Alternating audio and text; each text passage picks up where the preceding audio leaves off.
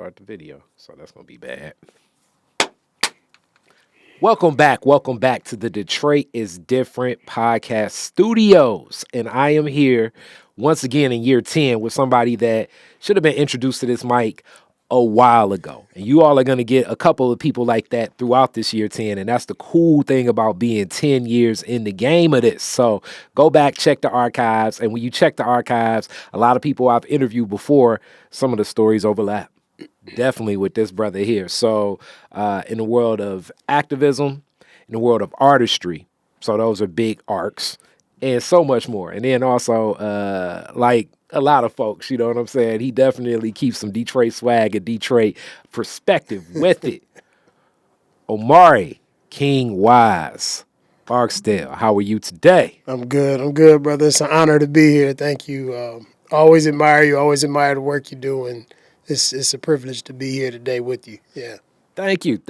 So with this, we had an interesting pregame conversation because, like I say, you connect on so many levels in a lot of things of artistry and activism, which kind of ties into like the wings of politics, community organizing, black empowerment, which black empowerment should be a part of everything you do for black folks, period, you absolutely. know. And then also for those that get this stuff confused, black empowerment does not mean to down any other group. It just means that I am empowering my people, you know. Yeah. So with that artistry, poetry, spoken word poetry, hip hop, but in that you've also supported fashion, dance, like, and really for a while, I don't know if people kind of know this combination and connection.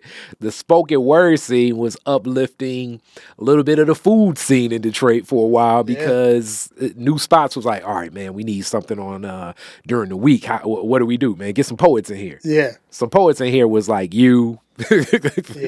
Legacy, Phoenix, Sparrow, some other folks, Sparrow, rest in peace. To some of the legends in this.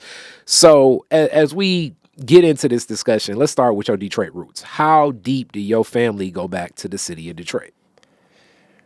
Wow. So if I were to say, generationally speaking, I am third generation Detroit. Wow. On both my mother and father's side. Wow. Okay, so that's real deep. Yeah. Okay, so let's go back from where? Let's go father's side first. Where from? So this is gonna get crazy. I'm gonna tell you this right now. So my father's father was from like a central, maybe close, like that border between central and southern Alabama. Okay. His mother, my grandmother, was from Birmingham. And not only was she from Birmingham, as a result of a sexual assault of her mother, I am the third cousin of George Wallace. The racist Jim Crow governor from Alabama, Alabama at that time. For people don't know, George Wallace, beyond racist governor, but let's bring this more contemporary for folks to know the history of George Wallace. George Wallace is segregation now, segregation later. Yeah. You know, he is the governor that his bigoted, segregationist, racist views that were openly known toppled the economy of Alabama during the Montgomery bus boycott. And that Montgomery bus boycott was so effective that the whole state of Alabama ran out of money. Yep. So, like, when people talk about the organizing, the civil rights, and it being docile and ineffective and things like that, I mean, studying some of the works of the way that the brothers and sisters organized and specifically did that, as that's really what I'm interested in, because it was very intricate throughout the whole. It started in Montgomery, and it even reverberated throughout most of the South, but definitely all in Alabama, as it was always known that the Alabama bus situation was tough. Shout out Nick Speed. He did this. He cut a record for me from a record that a blues artist made, like "Don't Ride That Alabama Bus." Oh wow! before everything happened with the bus boycott. But George Wallace was the one that was sitting in the seat as governor, begging the American government, please bail us out because we are not making the money. So the amount of effective carpooling, and really, you got to think about the brothers. Like I say, this is where I would love to do like the documentary with some plays in it, or even a theatrical feature or a play or something, because that's a whole lot to say. All right, we're boycotting primarily back then just due to sexism and everything. It's mostly men that worked. So you the man that worked that got a vehicle for you and your family. And now usually it's going to be your wife that's going to share the responsibility of driving these other brothers to work. Yeah. So then you got to check these brothers so that they, you know what I'm saying? Like this is it was a lot of collective unity and collective goals connected to this, because people knew we're not riding the bus, but you also had to implement other options. Right. And that lasted for years to topple. I mean this, meaning Alabama was in a huge deficit to the point where the rest of the states was like, you need to just go on and break. No doubt. And it meant a whole lot because George Wallace was one of the most staunch segregationists. Yeah, him and Lester Maddox and a couple bull I can't think his name right now. But yeah, I mean, and that was our first truest.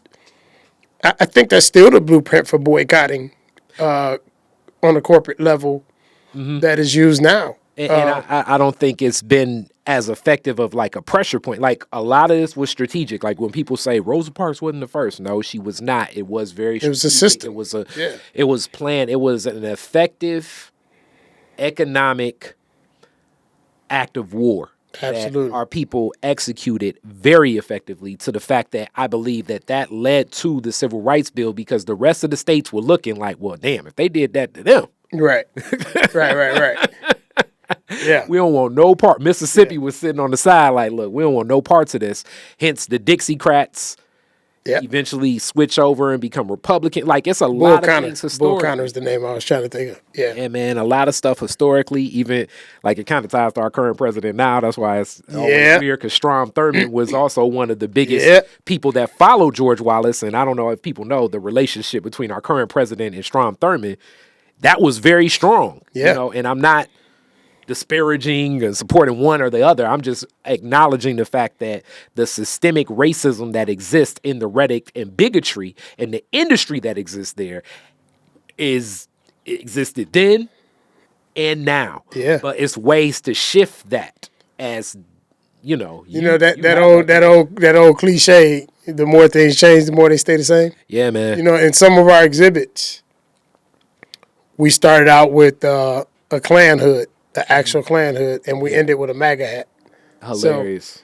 So, and everything in between gives that context. But yeah, I guess so. I guess I made a misstatement. I guess I'm really second generation Detroiter, because my grandparents weren't born in Detroit. But you were the third here. I was the third here. So my mother's side.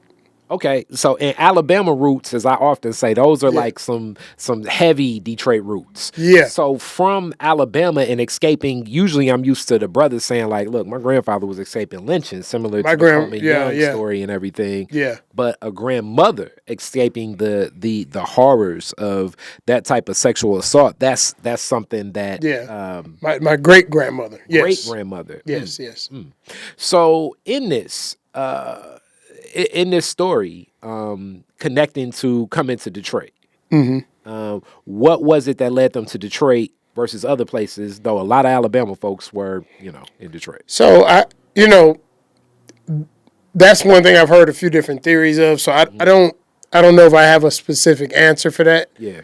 I do know that once they got here and they were married, they did open Kennedy's restaurant on Hamilton, right? Hamilton and what? Over by Webb area.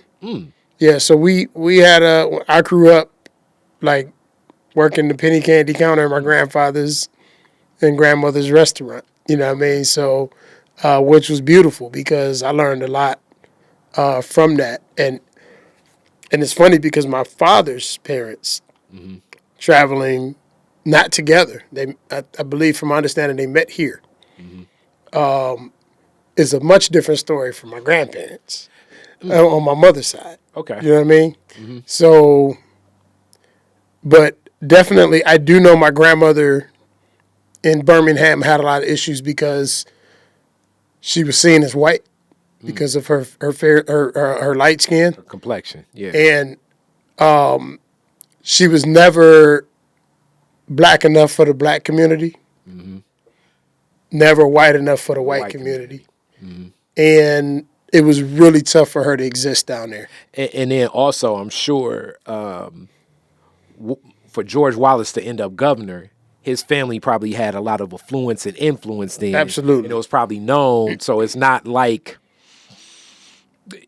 it's already in the back of a lot of people's minds, some of that already in some of the interactions that what she was dealing with. And I'm just getting some of this story, right, just in recent years. Yeah. So this isn't something I grew up with knowledge of. So I'm still delving into, with as much sensitivity as I can, into some things that may still be a source of pain for certain family members. Yeah, definitely. So I'm being delicate with it, to honor everybody. The right legacy. Yeah. Yeah. And definitely that reality, as we see that our community are many shades. Yeah. You know what I'm saying? And the root of that definitely comes from many of the horrors that women have faced, black women have faced since being a part of, as Cornel West would say, this American experiment. Yeah. Even before it was even named America, because that's the other thing I like to always share with people, that we were enslaved before America's 1777. You know, it was a lot of years that created America becoming America. Well, before George Washington. Exactly. You know. Where, that's why George Washington had many enslaved people working alongside him for a lot of the works. Absolutely. But I do want to honor my mother's side, which is the side that really raised me. Okay. My grandmother is from North Buxton, Ontario.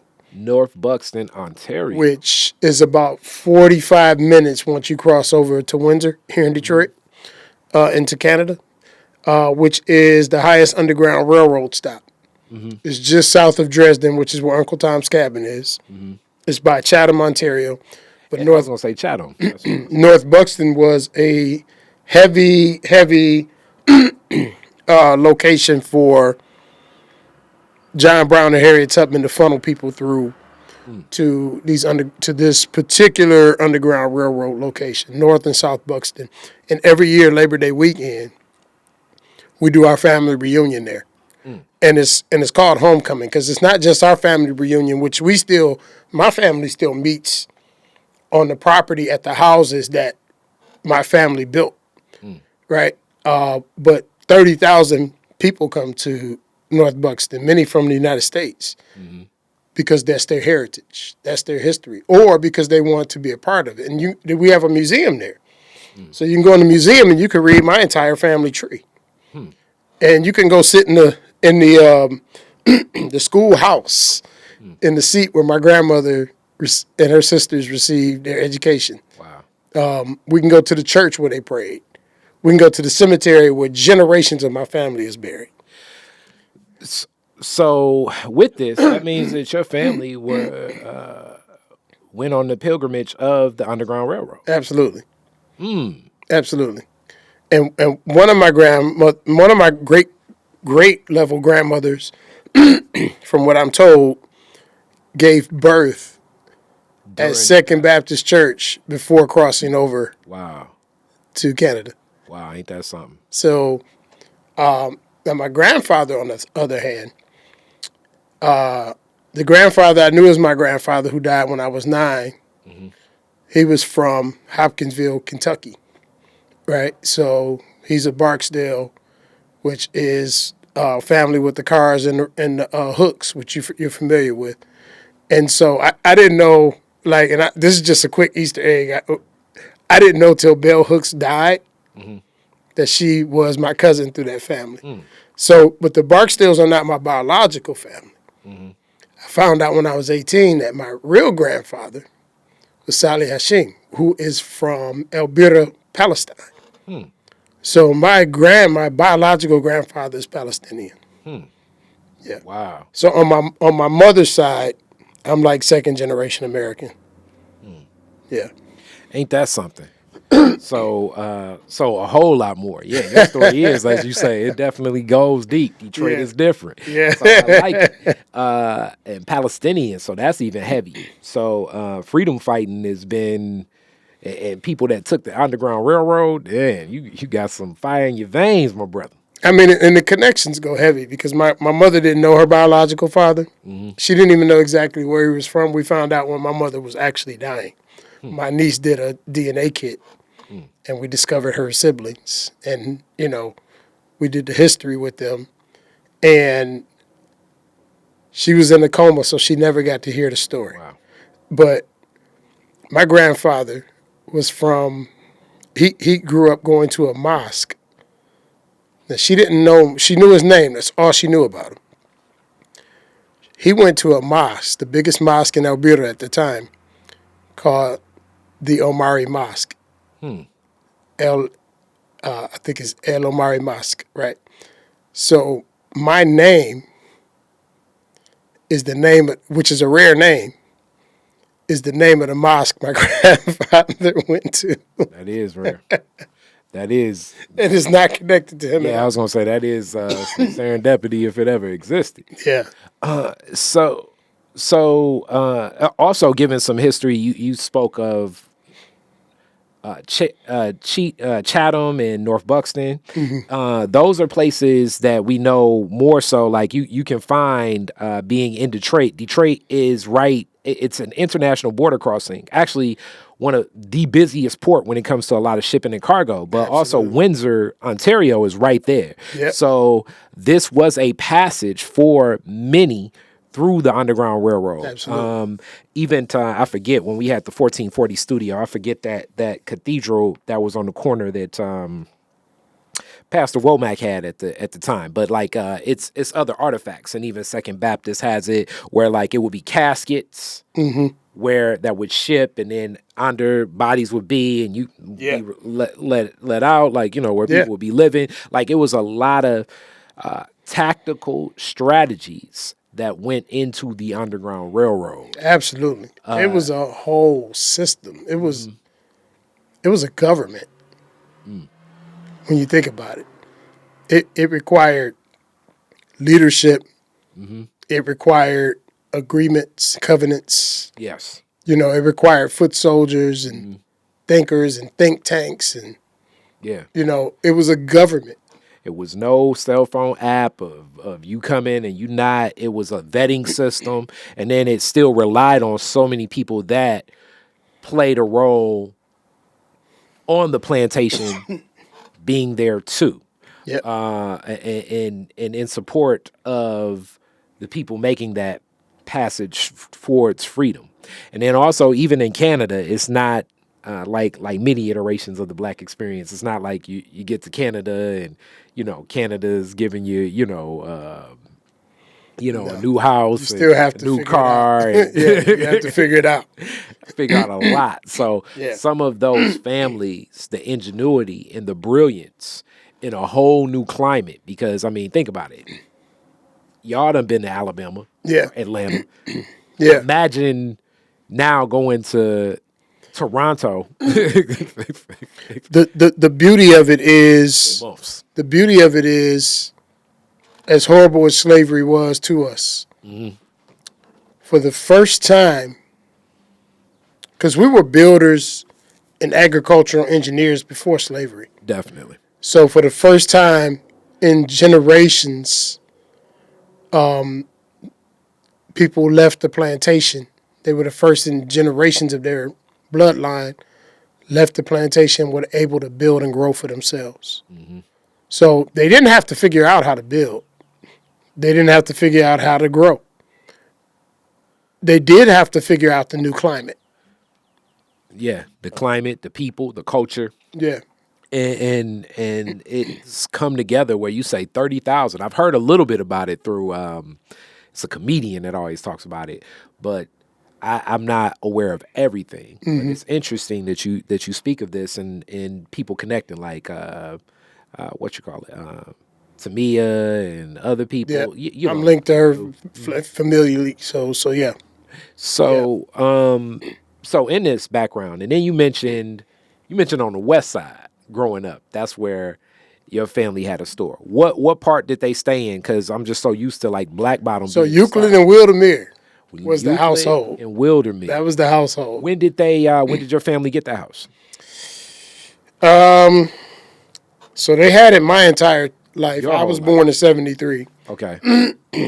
So I want to say it was probably mid '60s, probably maybe early '60s. So Yeah. some of the first families, I'm guessing, to move that way, and then when did the business?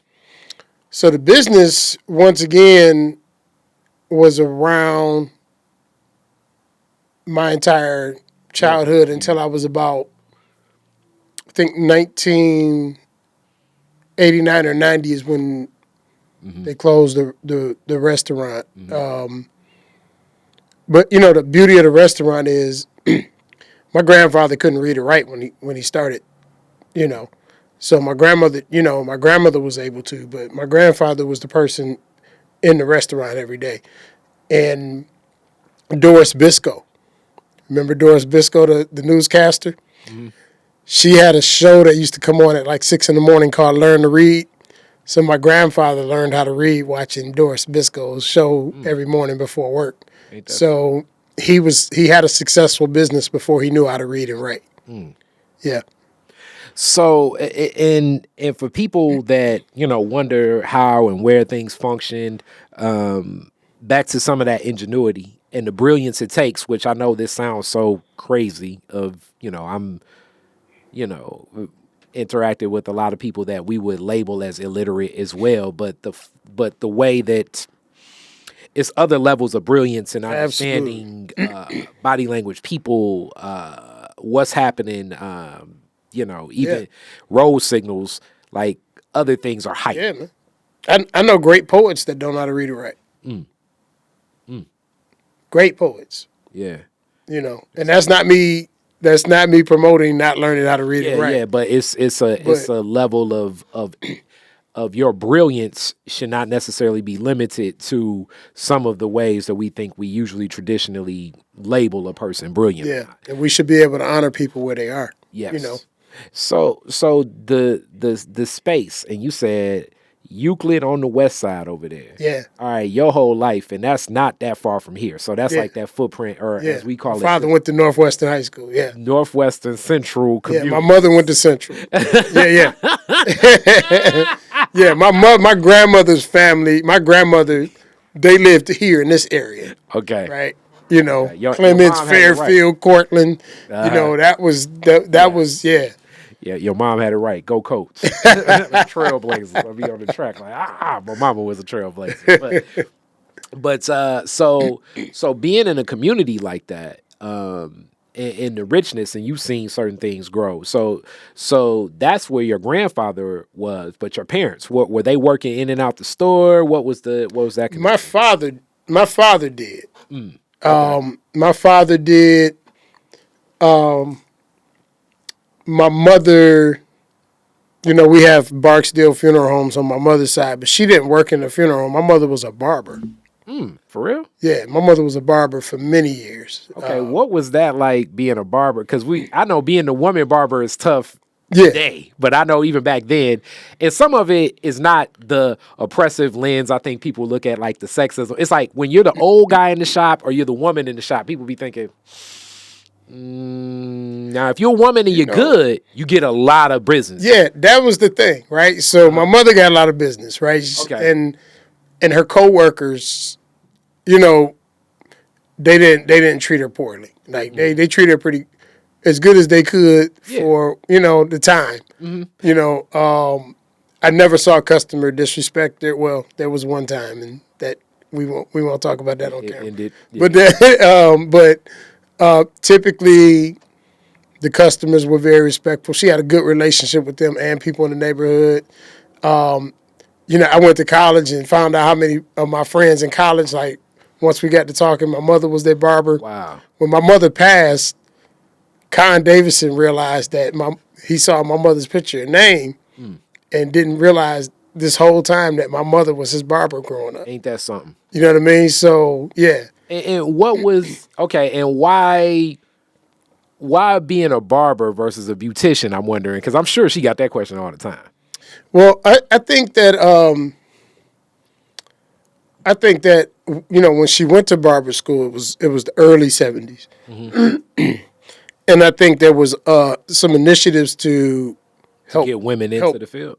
not just to get women in the field, but to make it affordable. So she did have to pay, but not the exorbitant fees that a lot of people had to pay at that time. And so she just fell right into it. And, so she was a barber, my whole life until 2000 and probably 6. No, it might be 2008 or 9 when she stopped cutting hair. What shop did she work out of primarily? So there was one called Ken's. Most of them were actually on 6 Mile. Okay. So we had Ken's. There was another one I can't remember that was right behind my elementary school. I went to J.R. King. It was on, I can't remember the name of that one. And then there was Hands Precision, which we eventually, as a family, took over. And she was the barber. My aunt was a beautician in there. And so as a family, that was family, that was family run. Okay. So which was on 6 Mile in Burwood. Okay, so 6 Mile, you just stand kind of in this hub of West. Yeah, because at that time I lived on Apple Line and Puritan. Okay. So, we grew up on the block with Jalen Rose. You know what I mean? So All right. I was on Apple Line and Puritan area. Okay. Went to, So, and then we eventually moved over Joy Road and Evergreen. All right, so now I guess let's get into your school journey. You talked a little bit about that, but middle school, high school, where you at? I went to a lot of middle schools. I went to well, let's talk about the ones I went to for reasonable time. I went to Longfellow, Bobian, and then Lessinger. Okay, Longfellow, no more. I want to get that property. Detroit is different. I love that man. to a park. Longfellow was a critical moment for me. That was yeah. I loved. I only went there for a year, but and then for my high school, and big ups to Jessica Caramore, Detroit's new poet laureate. We grew up on the same block. My sister was her best friend. We went to Cody. We all went to Cody High School together. Oh, you went to Cody? Yeah. Okay. So I came out of Cody in '91. And then Ferris State University. All right, and let me talk a little bit about Cody too, because even in her story, like Cody's like Northwestern and a couple other schools that have been around for a while. Meaning, like before a lot of the vocations went out to a lot of the vocational schools, you had like a lot of like Cody had like a printing press and like like an engineering robotics lab and all. What was it like in there, and did you know that like, okay, this is unique for a high school? They didn't have any of that when I went there. Wow. To my knowledge. Okay. You just were, because I know Cody had like Cody's like a Northwestern where now it may not have had the teachers. Yeah. But a lot of that. But what was your Cody experience like? So like anybody doing vocational stuff was shipped out. Oh, to the vocational. At the second half of the day to the Crockett's and Ray Hops or Randolph. Yeah. So but to me, Cody, I was heavy ROTC. I was in drama. I didn't play sports for Cody, but I played sports in other leagues. But Cody was a good place for me. Because I had a stronghold there.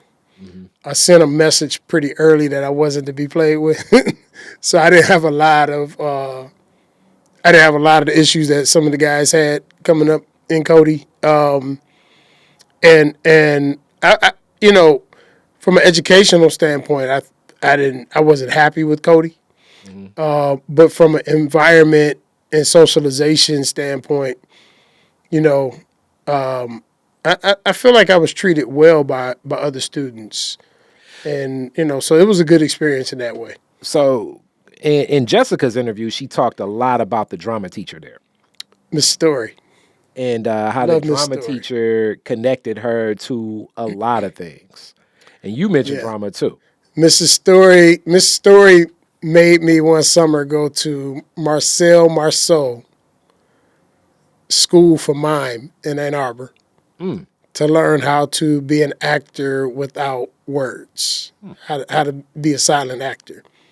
Because many people say that's the best acting is when you're acting without words. So, and I'll never forget that experience because I never would have thought to do it. My mother would have never thought to do it. I went there every week for like 4 weekends. And there's a certain discipline in that.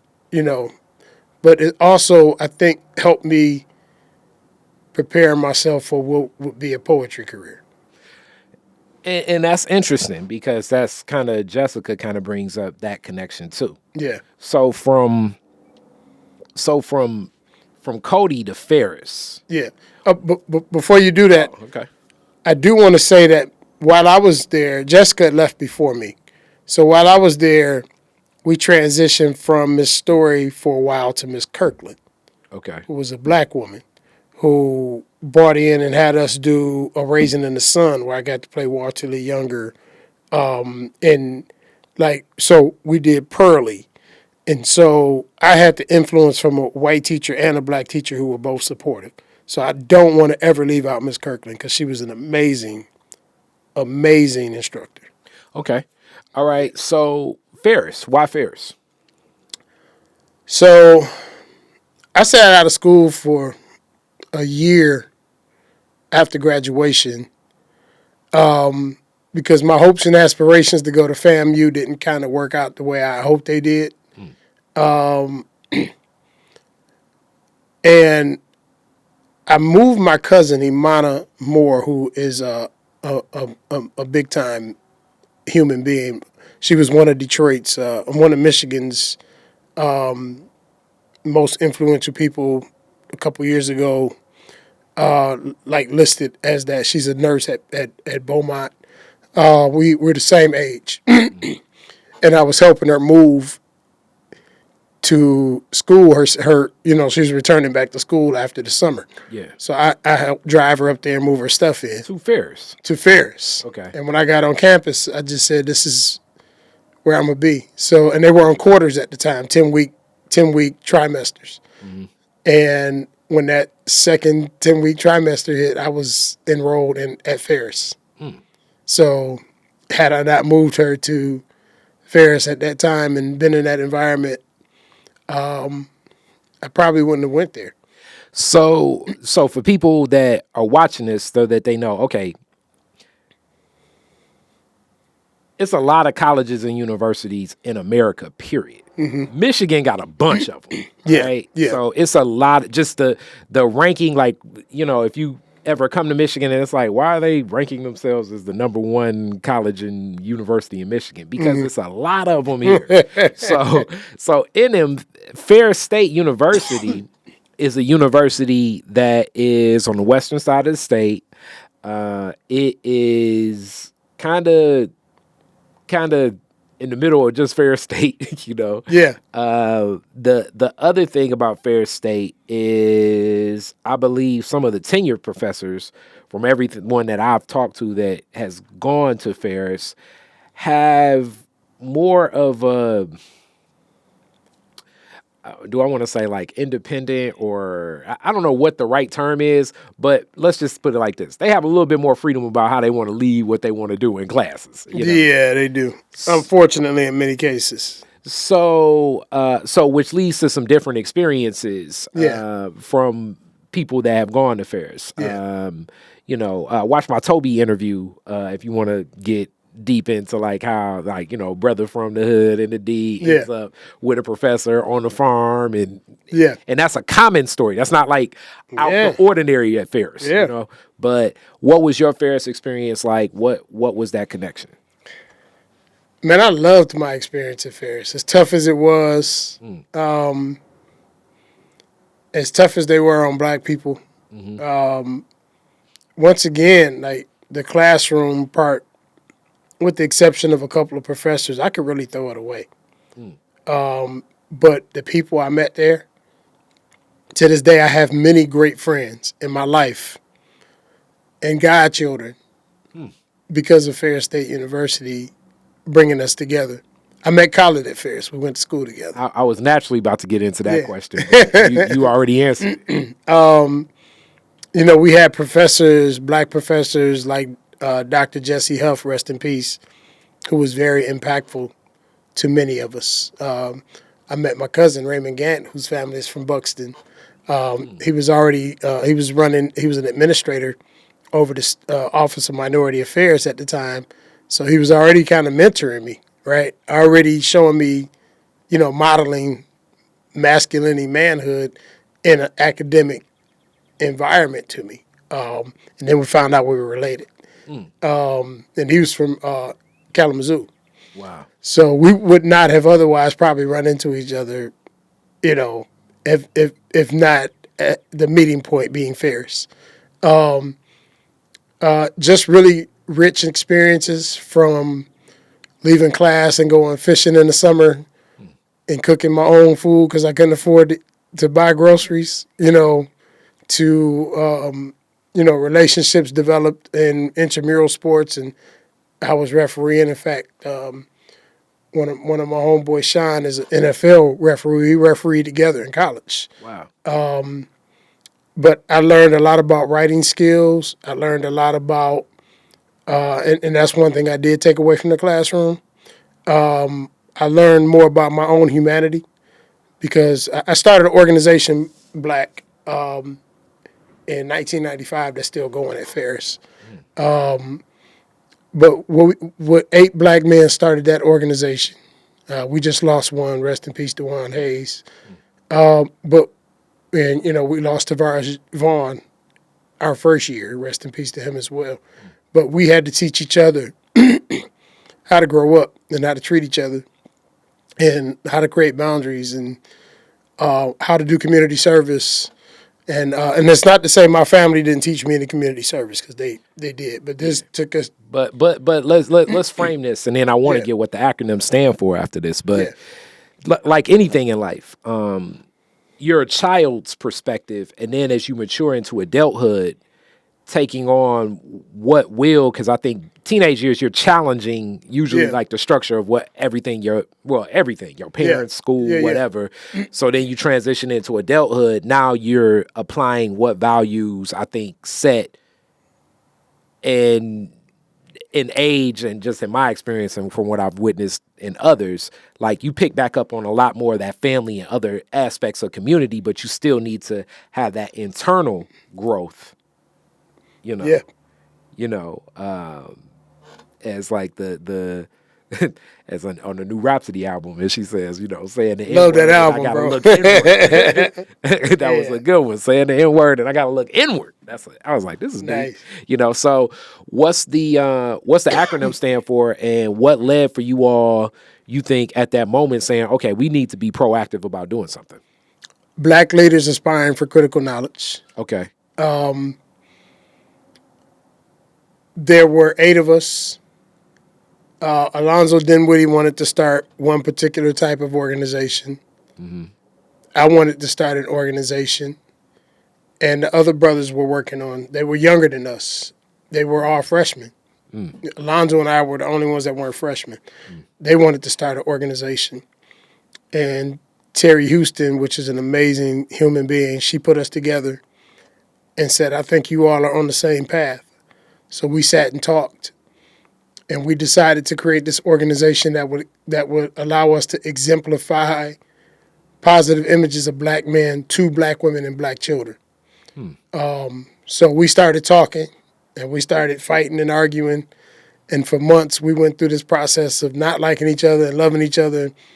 And then finally, on February 7th, which is my grandmother's birthday, February 7th, 1995, our paperwork was done, and we were a registered student organization. That's deep. So in that, so many lessons about getting to a consensus, leadership, listening, knowing how to present your own information. And then, with men, it's going to always have like a little bit of ego machismo. That's just always going to play out. Anytime you get men together, it's going to be that. But even knowing how to navigate that, because we're a part of community. And oftentimes, sometimes in this organizing, because it does lend itself to a lot of women and children, sometimes I feel like men feel displaced or feel burdened with well, if you come in, you gotta, and it's like, damn, you know what I'm saying? It's like, I just was walking into the meeting. You know what I'm saying? I got tasked with 1,000 things for all the brothers that ain't here. You know what I'm saying? Right. So, so it's good that you're learning that. What was the works that you all did while you were on campus, and how have you seen that organization grow since? So we started out doing simple things like we would go to the daycare centers and we would read to the kids. Okay. We would go out into the community, and we were listed, and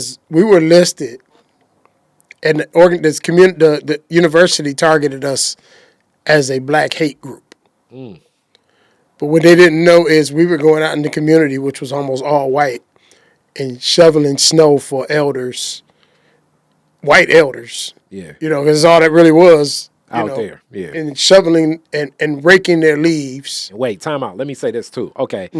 The other thing about Ferris State on the west side of the state is, I don't know what it is about the west side of the state and those lakes. But the lake effect snow on the west side crazy. of the state. It's crazy. Like over here, it's like, oh man, like you get a foot of snow and you be like, man. Over there, it'd be like 4 feet of snow. Like, man. And see, we ain't want nobody, like, we weren't doing it to appease white folks. We were doing it because we didn't want to see people getting hurt. Yeah. We knew that not only could those people living there get hurt, but students walking to school past those houses, people that lived off campus, could get hurt. We read to kids of all races because we don't care, they're kids. Yeah. We want to show them positive examples of black men. We did what I call kick it sessions. And so what we would do is all the black folks that responded would come into one big room, and we would have issues, like different topics, and we talk about them. So every topic we talk about, we had a solution segment, which is what we took. Once we put it on paper, we took it and created our programming from it. So I'm guessing at the time, you said 95? Yeah. So at the time, I'm guessing you all are probably talking definitely like the Million Man March. Yeah. You all are probably definitely talking about a little bit of what burgeoning is like the East Coast, West Coast beef. Yeah. You all are probably talking like things that are on the hearts and minds of those students along that line of pop culture at the time, but also learning how to lead in groups because, you're in a college, so critical thinking. It's like, okay, I'm gonna challenge the hell out of these. Yeah, like we had topics like, how do we get the fraternities to stop fighting each other? What about the relationship between black men and black women on campus? So we did stuff like on Valentine's Day, we set up a love table where we gave out like roses and stuff to every black woman that passed. You know what I mean? So, because we were all about unity, right? And our sister organization, YBBW, which preceded us in existence, You Beautiful Black Women, we did a lot with them. And the Deltas gave us like crazy support, man. Like from the beginning, the Deltas really helped us establish our organization. If not for the Deltas, it would have been a much tougher road. So we eventually started doing the Image Awards with the Deltas, and then we continued for years. Yeah. So in learning this, I think the beauty of it also is that you're seeing the possibility model applied and growth even in yourself of things. Absolutely. So during this time, are you coming back to Detroit? What differences are you noticing? Because you say 91, you were kind of here.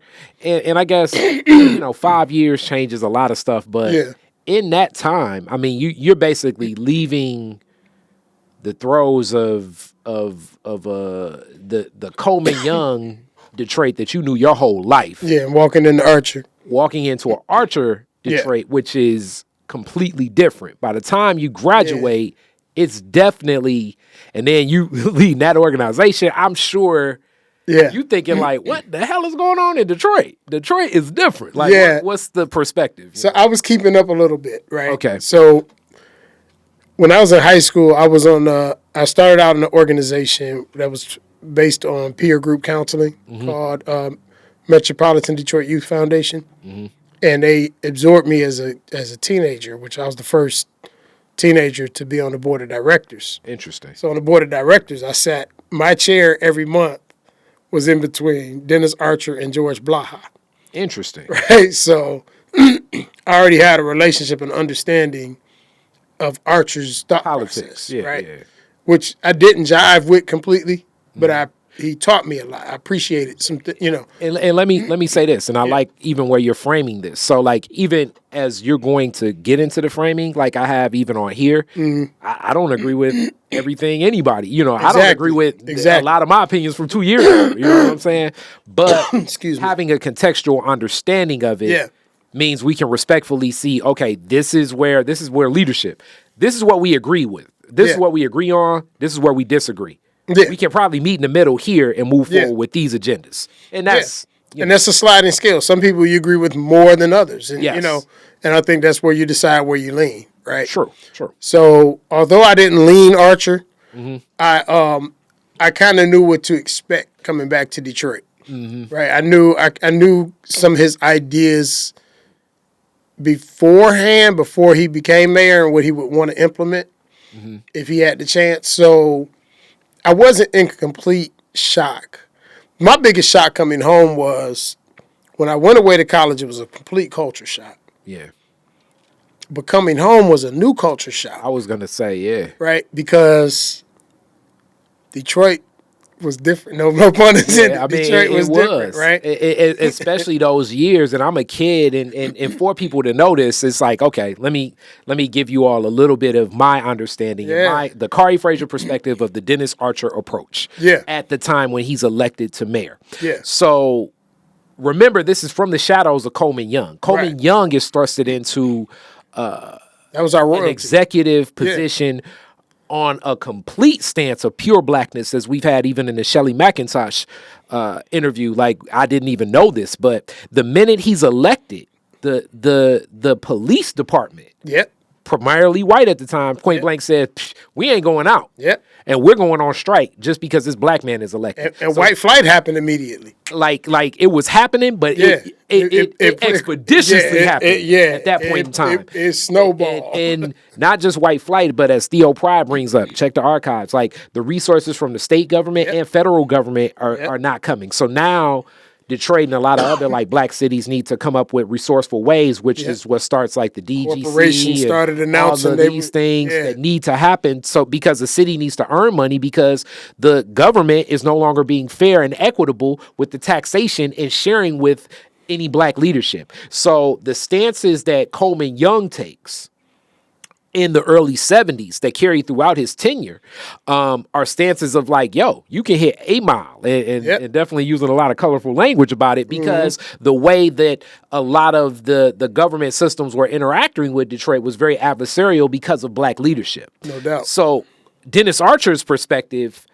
and argument was, in my mind, this is the Kari perspective, was, okay, we can work with and reach across the aisle and work with the suburbs. We can work with a lot of the people we've ousted. We can work with business leaders. One of the first things that he does, which I think today, and brought up in Check the Detroit is Different archives when I interview Anthony Adams, is he cuts the non-resident taxation for people that work and live in the city of Detroit. And he was also very open to saying there will no longer necessarily be residency laws to work for the city of Detroit and live in the city. So 2 things happen in our tax base by basically saying the non-resident taxation, meaning Detroit, you have an income tax in the city of Detroit and it pays up for a lot that happens in the city of Detroit, was at one point in time 3%. Right. 3% of whatever you had came if you made it and you worked here as a non-resident. That was cut in half by half to 1.5, and a revenue sharing that's like, okay, the state will give this money back, which the state has never given this money back. Never. And this is one of the key arguments from my late Democratic godmother. or Republican governors. Yes, and key argument in my late godmother that you work with, and definitely a godmother to you too, of JoAnn Watson, where she was saying that the state of Michigan has owed the city of Detroit since Archer's been in office because they've never honored that deal. That was one of them. Her argument of how could we have a $350 million deficit if the state owes us $725 million? Exactly. That and how can that same state, that same entity, take us over? Yes. If what they owe us is greater than our deficit. Yes. So I want to frame this the right way so people get it. It's so critical. Archer's perspective was, okay, if you allow the business people and work with the suburbs, then we're going to get more revenue sharing. And for that, a lot of deals were made, and Detroit provided our end of the deal, and a lot of our partners in business in the suburbs have not, in the state of Michigan, as you see, did not provide their end of the deal.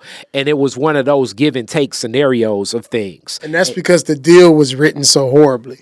And all I'm saying is I'm just giving the argument for where Archer's coming from. And it was a lot of support of it because this is a metro, and people are like, why is that guy so angry? Meaning Coleman Young. Coleman Young was angry because the what was happening to Detroit, whereas Archer comes in a different perspective saying we can make some deals. Yeah. And now this is the Detroit you come back. Coleman Young got the blame for the furlough days. Yeah. And the and that period in time, and I remember this, where we gonna have trash pickup for months. You know what I mean? Because the state government was trying to drain the city. Right? So that's a whole nother. I wanted to frame. Yeah, that's a whole segment we can get into, brother. I wanted to just frame it so people know that the Archer's perspective was more like really like a Barack Obama's perspective of let's reach across the aisle, let's work together, and let's get to solutions because it'll, what is it? The rising tide raises all ships. Yeah. That was the perspective. Yeah, I think, and there's a lot of political ideology behind that, so I won't get into that. But I think that had he been open to more advisors from different segments, and if that language would have been looked at under a better telescope or microscope, rather, that wouldn't be an issue now. And it's still, as that's the Kari Frazier key thing that I've been saying to the reparations task force. That pool of money right there, that non-resident tax, that should be our pocket of money for reparations for people that have been harmed municipally from the city of Detroit for different things and acts over time. Absolutely. We can even start with the people that were overassessed in taxes. That should come from that non-resident tax because it was not honored coming back, especially being that a lot more people actually work in the city of Detroit but don't live here. Yeah, that's like when the state said we're going to give everybody $400 for the driver's responsibility snafu, but they gave it to everybody in the state, and most people in the state didn't get hurt by it. Yeah, it was very much targeted towards Flint and Detroit. You know what I mean? In certain areas, black folks. yeah. So so it was like you're giving reparations, really. Yeah, but you're giving reparations to people that weren't impacted really harmed by it. In fact, they benefited from it. So like now I can culturally get into this discussion because you come back to a Detroit, you kind of already knew that this is where it would be, but still seeing something is still different than kind of knowing. You know what I'm saying? Yeah. What was that like? It made me become a poet. And I figured that's where you were going to go because now that also is the start of what we say, the spoken word scene, Cafe Mahogany. And I had a lot to say. I had a lot of angst and anger and disgust, but I had a lot of hope and love and desire for the city. So it's not exactly what made me become a poet, but it quickly became the lens in which you could get it out. I would use to create a lot of my work. And if you recall, shortly after me coming home was the George W. Bush era began. Yeah. Right? Just a couple, like you know, a few years, like 3-4 years later. So I also had the lens of the war, the issues in Detroit, the national issues of anti-blackness. You know,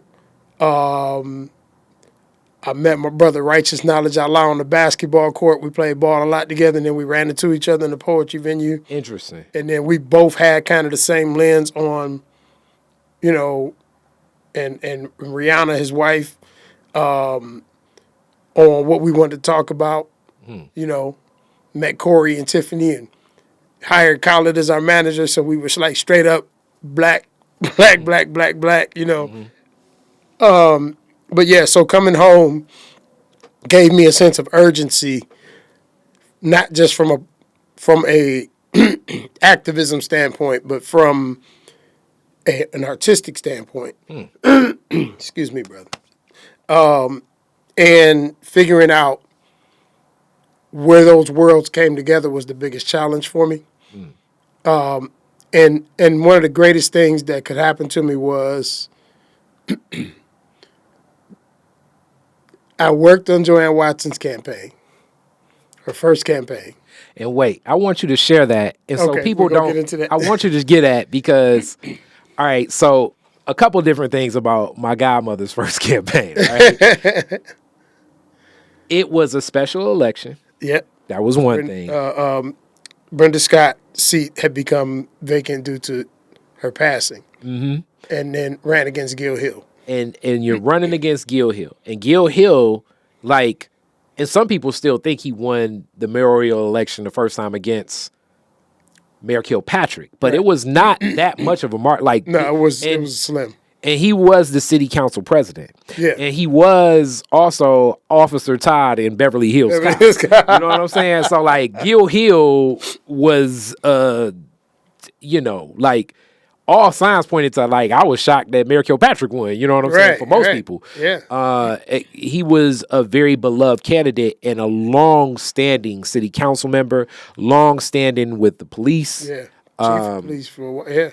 So the thought process of my godmother, Wake Up Detroit, JoAnn Watson, grassroots. Yeah. I mean, wearing more dashikis and gaylés than you could imagine. You know, staunchly talking about white supremacy and reparations and uplifting. Yeah. Like, I mean, Omari Barksdale, if anybody wants to study the Republic of New Africa, is with her most of the time. Yeah. So, like, when you talk about Yeah. being black, boy, it don't get more black than the Republic of New Africa. You know what I'm saying? No, not at all. Africa with a K, not a C. You know what I'm saying? Yeah. Free to land is how most of the greetings start. You know what I'm saying? So talk about working on that campaign, because I was kind of looking at my mom and them, and I was thinking to myself, like, this seems crazy.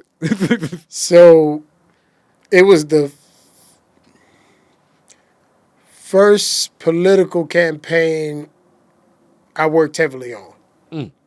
It was my introduction into the political world.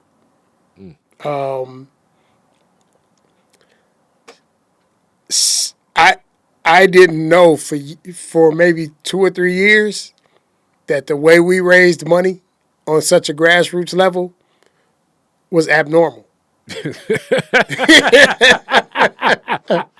I didn't know it was abnormal, right? Because most of JoAnn Watson's financing came from the people.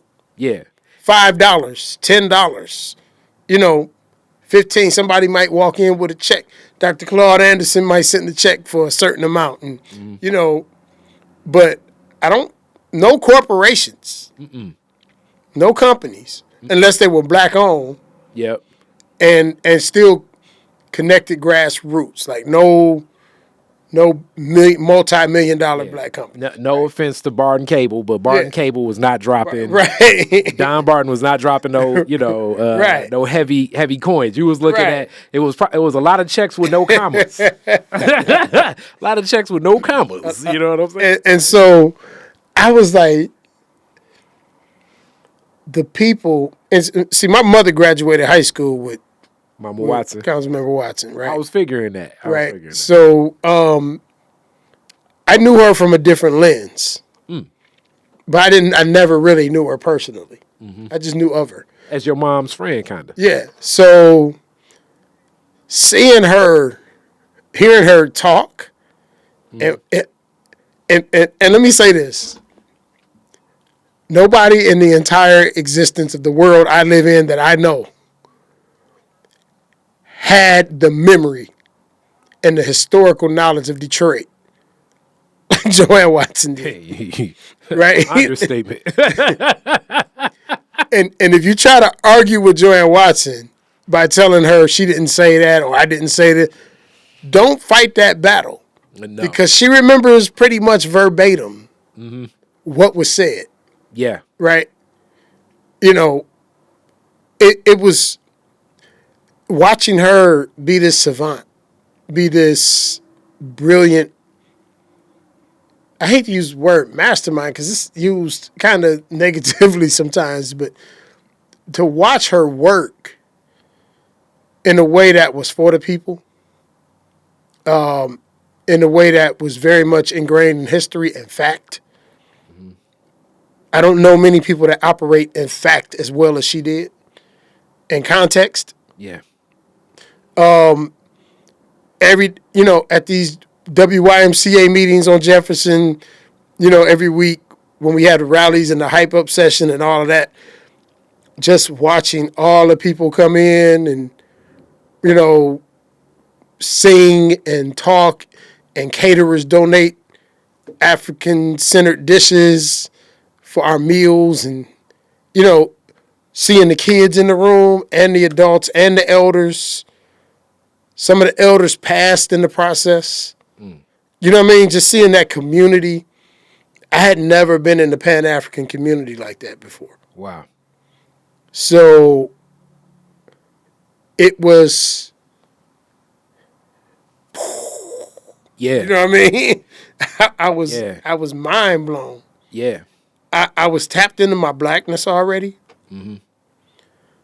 But I didn't realize how much I wasn't tapped into the part of the black community that I could get so much food from, mentally, spiritually. And let me say this too in her honor.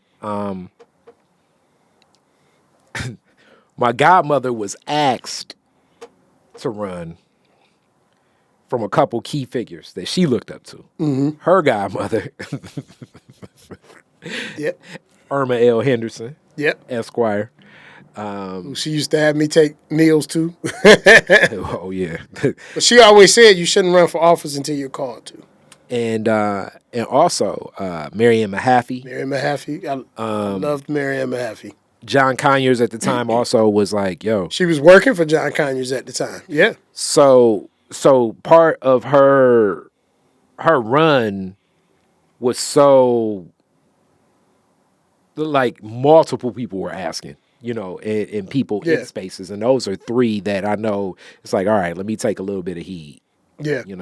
So with that, you see this victory, and that many people, I mean, to this day, I think that may be one of the most shocking political victories Yeah. in Detroit history. You know what I'm saying? Yeah.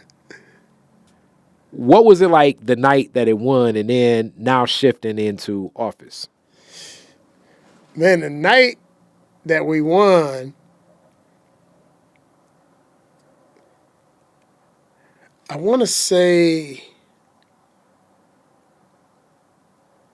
I don't know if it was the first time or the second time we won that we were down at WHPR on Woodward and Highland Park. Mm-hmm.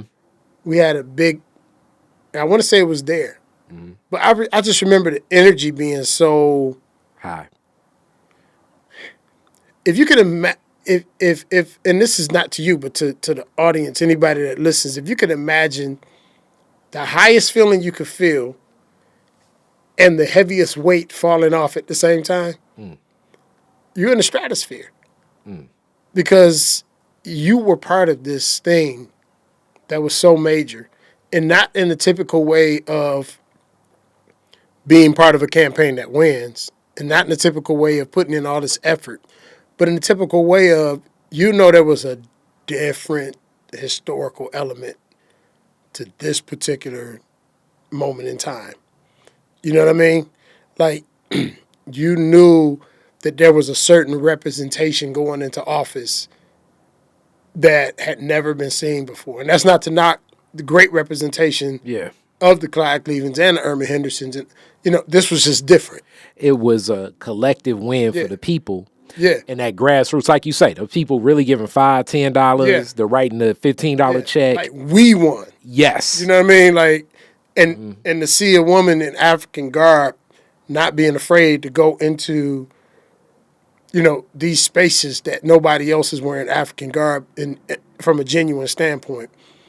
But it was funny because I had no aspirations of working for Councilmember Watson. She called me one day. She knew my background as a bodyguard, bouncer. She asked me to be her driver and bodyguard. So that's what she hired me for. Yeah. When I got to the office, there were a couple of things that happened with people she hired, including, an illness,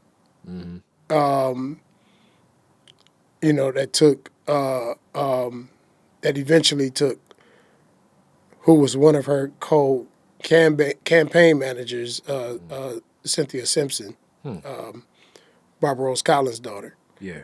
succumbed to cancer. Wow. I think she was originally supposed to be either the chief of staff or legislative assistant. David Rambo wound up being I can't remember who was supposed to be the chief of staff, but one of those two. But David Rambo was our chief of staff initially.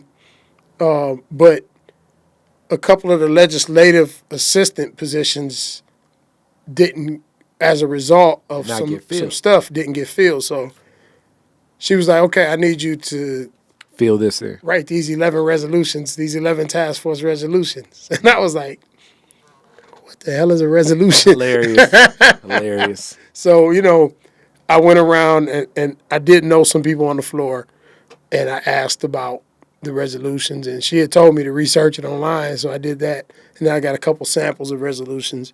So I created these 11 task force resolutions that all got passed. And I was like, wow. So she saw me in a way I didn't see me. And that took my confidence through the roof. And I also want you to one of the resolutions that she wrote kind of goes into the reparations piece I did, a debt owed, not a handout. Reparations task, the original reparation task force. I want to talk. Okay, I do want it to. I remember when I talked to Marcia, another one of the people that worked in the cabinet with Mama Watson. So even before I say that, let me say this about Mama Watson. I run into so many people that say, I want to be in city council. I want to be in city council. I want to be in city council. And then I think to myself, like, you don't really have a legislative disposition, okay? Because being a legislator, for people to understand this, is you need to definitely be, it's going to be pure politics or quid pro quo, meaning that you're going to have allies that they have their work that they want to pass through. You have your work that you need to pass through. You need to keep the integrity of the people that you support. They're going to keep the integrity for whatever their interests are. I'm just speaking more so from this lens. And you need to have, you need to understand it's not an executive position. And you're winning over a lot of hearts and minds. You're bringing together unity, and you also have to have, like what you said, be ready. The amount of ordinances and precedents that Mama Watson set forth in her tenure, the closest thing to it was the work of Irma Henderson in her tenure. Like when you look at the book of city law, so like a city law is an ordinance of the city of Detroit. Most of these ordinances you're going to go through, you're going to see so much Henderson. And Watson. Henderson, Watson, Henderson, Watson. Abstaining voting. With a comment. Things like this are like masterful, because I like the mastermind, just masterful ways of knowing how systems and things work and how data can be used, keeping a legal mind, like Attorney Brown and different people and connecting the right cabinet and still being with the people Yeah. as well in community, but also understanding the mechanisms of it. Because city council can be so powerful if you know what it is. Yeah. But if you don't know what it is, it can almost be the most nothing can happen position. Yeah. It could be like trying to play football on a basketball court. Exactly. You know. Exactly. And I just want to say that one critical thing that came out of Councilmember Watson's tenure, because she challenged me. She put me through the ringer. Like and I know you experienced, Oh, I mean, all the time. She didn't play. She was not. Right? She was not. Yes. But first off, she gave me the framework of my complete political view moving forward. She taught me everything I knew that I know now about politics for the most part. But she also, one of the most critical things I think that happened was when she started challenging contracts and demanding information on the people who were asking for the contracts, demanding information on change fees, and demanding that we examine contracts to make sure that things are on the up and up, and then challenge them to say, why do we always, almost 100% of the time, give contracts to only white contractors? Like, we have all these black contractors applying, but none of them are getting honored, the contracts. So she really got the ball rolling on challenging those things. And this is also where my godmother stands in blackness, but you're going to get a lot of enemies and where it starts, which leads right to an ordinance that she created, which connects to some of the work that Dorothy Tillman was doing in Chicago. Yep. Was an ordinance where if you were... Slave Era Withholding Act. Exactly. Yeah. I want you to share a little bit about it, but because I talk about it, but I'm going to take this clip and actually put it in because I need to add this in because for people that don't understand, it's an ordinance that still sits that if your business made money and profited from the enslaving of our people, then you need to disclose this information, which was going to help the legal strategies of a lot of those attorneys that were gathering, but not successful in getting the information from these corporations that profited from enslavement due to like name changes and stuff like that. Because, companies shift and change and all of that. But it's like, oh, you still want this $1 billion contract with a predominantly black city, but you profited from slavery in the past of your business. Guess what? We need to know that. We're going to get this information over to them because you're going to have something swiftly coming to you about our reparations. Yeah. Talk a little bit about that because even when I searched the archives of the Detroit News and Free Press, it was hard to find what it was. It was covered a little bit, but it was more adversarially saying that this is stupid. I don't know why it exists and all of these other things. What was that like? What was the tone of that ordinance? So there were some black faces on council that were against it. But in working with Dorothy Tillman, the Honorable Dorothy Tillman's office in Chicago, I quickly learned how not only did these companies do business during slavery and incorporating slavery, or should I say being either incorporated in slavery or adjacent or ancillary to slavery. But some of them still had profits left over in 2004 from slavery, right? So some of these businesses, not only were they involved in the world of slavery, they were the bounty hunting companies. They were the slave insuring companies. They were specifically, a lot of them linked to the policing and the securing of black bodies back then, right? So Aflac, Aetna, Bank One, which is now Chase, and so many different companies fall into that category. And I'm not saying that to slander those companies. I'm saying that because that's the fact, right? So the issue with it is, how we say, how we hear oftentimes, well, why am I being punished for what my ancestors did? And we say, well, there are many things you still have that are benefits from that.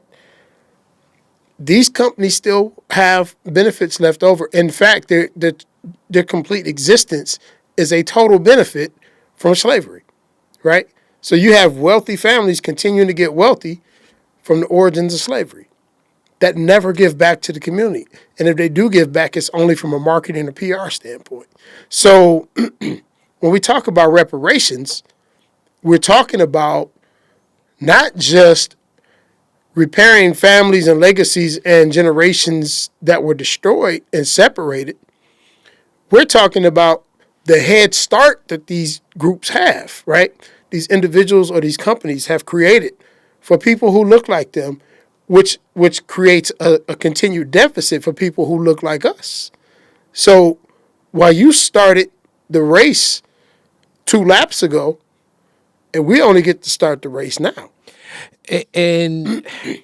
And pushing this through, as you said, it was even black folks on council. I don't remember who those were, but I got an idea of a couple of them. I'm pretty sure one of them. I won't say names because I don't want to. One is a pastor. But, so go back in time and look at who was a pastor at the time. Not the one you're thinking, but the other one. But what was as that was moving forward? What was the feel in the city of Detroit? What were people saying as you were engaging? Just well, it was a little ugly, because it wasn't that much distance in time between that and Africantown, right? So the Africantown legislation that eventually passed and then eventually got created legislation to supersede it, which crushed it. There was a lot of anti-black rhetoric, right? And this was coming from, and my views and opinions don't reflect that of Kari Frazier and the Detroit is Different podcast, right? So there was a lot of anti-black rhetoric and protesting coming from Hispanic organizations. And I only say Hispanic organizations because that's what they labeled themselves as, right? I don't typically use the word Hispanic, but that's literally what they considered themselves.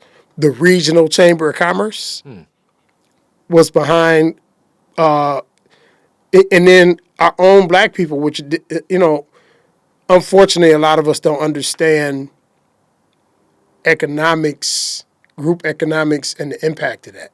So it was a lot of people saying, we already an all-black city, why we need an African town? Or why do we need a slavery era disclosure act when slavery isn't around anymore, right? So because our context wasn't being promoted in media, most people didn't understand the context. So it was a lot of anti-sentiment, negative sentiment coming back towards us. I mean, I would come home sometimes and there would be news crews on my front lawn. And they don't want to ask me contextual questions. They want to throw out accusations, and I just bypass them. You know what I mean? And I'm sure it happened to other staff members. But yeah, so it was contentious, and the council was pretty split 5-4 on most things that had to do anything with anything black, right? So, we had a white council member, not Mary Mahaffey, that was very much against anything black, right? Everything that was black that came to the table, she was against it. And she led the charge of a lot of the anti-black stuff that happened and that was said at the council table during that time. And there were some black council members that followed her lock and step. So, it was tough. And keep in mind during this time, we also had a full review and investigation from the FBI because of some issues with Kwame Kilpatrick and a statement made by Lonnie Bates. They came in and combed every office. So it was so much going on, man. I mean, it made our hours a lot longer. It made the stress levels higher. But I don't think any of us regretted doing the work we were doing because it was for the people. I love that you shared that. And you worked with Dorothy Tillman, connecting in it. And that's where I was looking for some information about this moving forward with this ordinance.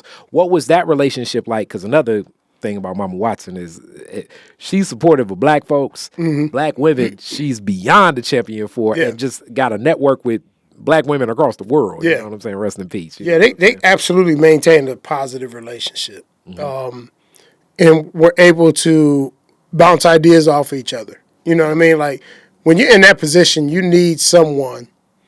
You know, of course, she had Irma Henderson. Of course, she had Rosa Parks. You know, as she was developing her ideologies, because Rosa Parks was here. You know, she had Coleman Young, who she was close to. So she had some strong leadership, but she needed contemporaries too. So, you know, Dorothy Tillman, Cynthia McKinney, you know, she had very strong connections with them. And she would have conversations with them about ideas and perspectives. So, yeah, her and Dorothy Tillman had a really healthy working relationship. And we worked on a couple of different things together. So from this, politically, because in this time also, this connects you with someone else that's walking through those chambers, as I know of, and Londale Thomas, and some of the other people. And then so the people kind of understand how city council works. The city council member changes, but in reality, just from how I've seen it, if you end up in a city council staff and you don't, don't really raise no waves, meaning like run for office or do some crazy scandal or something like work that, there forever. you can work in city council staff forever. You know what I'm saying? And that's one of the big, it's like a 6 in one hand, half dozen in the other. So I know they may, some of them definitely watch Detroit is different. So I'm not, hit dog holler. You know, I'm not necessarily talking about you specifically, but I also think that this frames some of the ways where when people talk about changes needing to happen, if we're framing things written the same way, if we're looking at ordinances the same way, though you still need to understand, like you say, you got to know how to work the machine. Yeah. But man, when you think about the amount of people that just stay, because I mean, if you go down to the 13th floor now, you probably going to. Yeah, I see him. I've seen quite a few. I go down there because of my work. Yeah, with Londale, I still connect a little. I still have to be down there sometimes. So in that, you dip from that because you could have been in there. I'm thinking in my mind like, yeah. What was the? All right, I need to shift off. I'm gonna do something else. Well, one thing is I wanted to run for office because I wanted to extend Honorable JoAnn Watson's ideologies into the state. So I ran for state representative. What year? 2006 was that election. Ah, man. Yeah. So I ran against 16, I think it was 16 of us. Which was District 4 at the time. And the person that won was actually my intern at Councilmember Watson's office, which was Coleman Young Jr. Okay. So my exodus from city council was a little controversial, which I'd rather not get into it because, and I'll explain why. Okay. Because and I don't want to disparage any of the parties involved. But it wasn't, it was really suspicious, right? So, but I had already given my my notice to leave. Yeah. Before that stuff happened. But I was accused by another council member of doing something that I absolutely did not do. Right. So and there were motivations behind it that were easy to see, but I didn't want to. You didn't want to. I didn't want to politicize Councilmember Watson's office. I got you. You know. So, but it's politics. It's so even in learning it. Yeah, and then taking that on, and then you're still in the same space in the creative space too. So the artistry and activism and seeing how it expands. And during this time, like you say, 2006, this is when I think the poetry movement is like, you know what I'm saying? Like, Yeah. other performers like 2006 to like 2011, it's like comedians, singers, everybody's trying to go to a poetry night to get on a stage. Yeah. Yeah. What's Yeah. happening in reference to that as this is running concurrent? How are you balancing both? So I started heavy. So we started Third Eye Open in 2002, right? And we made a major impact You got that right. around the country, and it was amazing. The travel, the universities, the stuff here. We were called on to do everything. Our first show together was on September 11th, 2002, Wow. right? Malik Shabazz talked to Khalid about bringing us in to open up for Professor Griff for a lecture. That's where we met Griff. That's where all of Ain't us that met something? Griff. Where right? was the lecture? It was at the Aquaba Center. It don't get more blacker than the whole. And it was hot as heck in that room, and Griff spoke for like 6 hours. It's always hot the Aquaba Center. It's like Aquaba Center seems like the revolution is coming. It's like, damn, revolution happening. So that's where we met Griff, and that's where our relationship started with Griff. Okay. Right. So we were popping off there. We got, Kari Kamani Turner had Black Bottom Collective that was popping. Yeah. Mike Ellison was Doing his popping thing. with the poetry. Yeah. We were already coming off of the run that Joe Fluent Green had with Cafe Mahogany. Yep. So there was a momentum.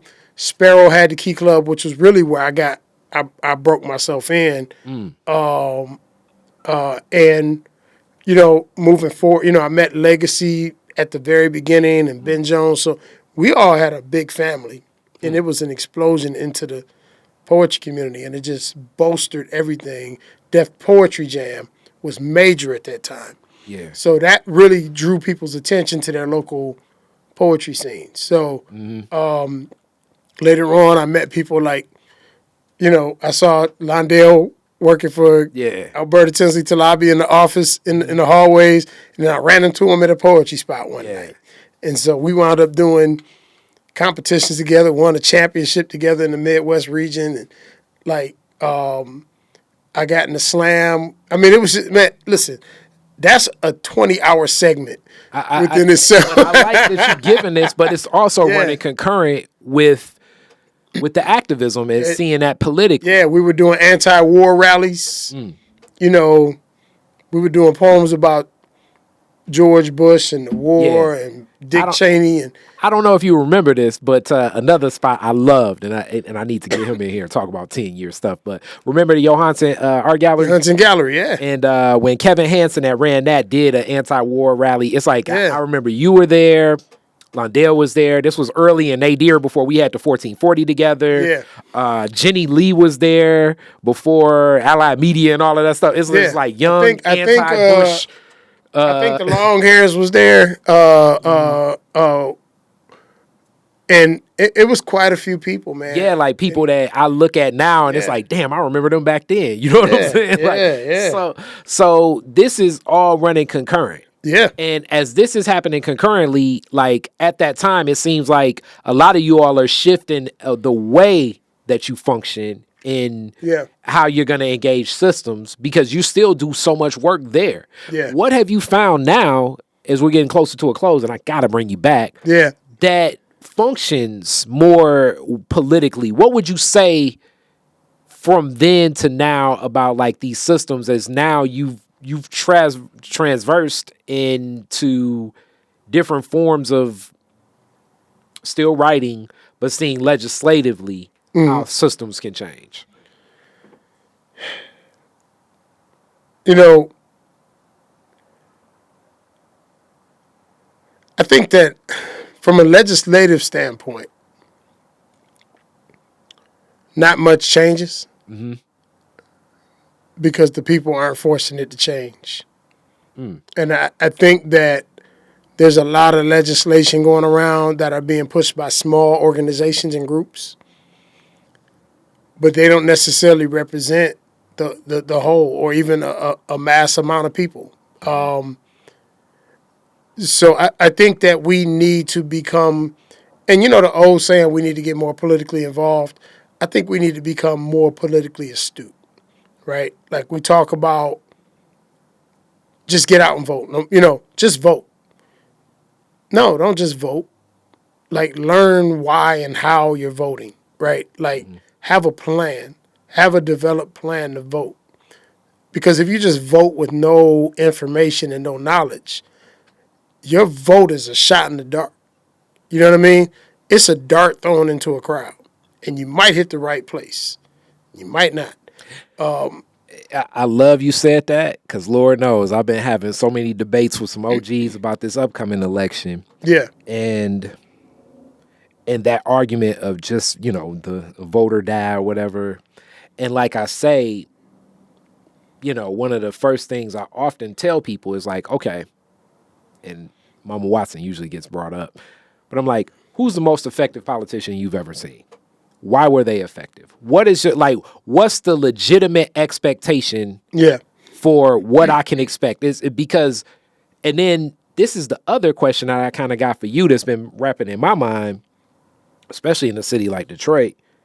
People are in political office and a lot of residents with such high apathy. 18% voter turnout of the people that are registered to vote. Yeah. So that means 82% of the people is like, I ain't got time for this. Or I don't feel like it will, whatever. They're not doing it. So I'm taking that as they feel that it's a waste. Yeah.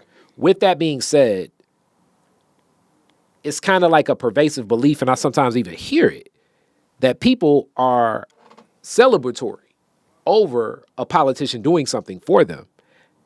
And I can even sometimes be slighted and feel this way, as opposed to understanding that, no, this person is in this position to do something for us. Right. How do we shift that perspective? Because I'm sure you run into this as well. So I want to make sure I'm understanding your question. The question is this. It's a lot of belief that when politicians do something for the people are applauding it, which it should be done, but the responsibility and accountability for holding office does not seem to be for residents and people. So for one, we should applaud when they do the right thing, but we should take that applause and use it as leverage to get them to continue doing the right things, right? And to continue. But one thing I don't see from politicians, and I hope I'm addressing this correctly, is that they aren't, sometimes they're not coming to the table with genuine and healthy motivations. And when they do, a lot of times they don't know how to duplicate themselves. John Conyers duplicated himself. He produced other people to go out into the political world and have an impact, right? A positive impact. He produced a JoAnn Watson, and that's not to say he gets all the credit for her and who she is. But what I'm saying is she learned a lot under him. So she learned a lot. So we're not mentoring enough from genuine and ethical and healthy standpoints in the political world.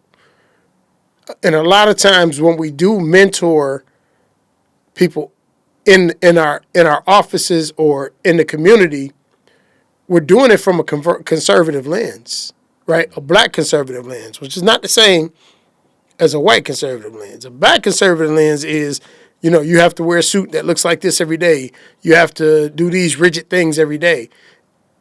And none of that has to do with working for the people, right? So we're not getting into the conversations about the people's needs.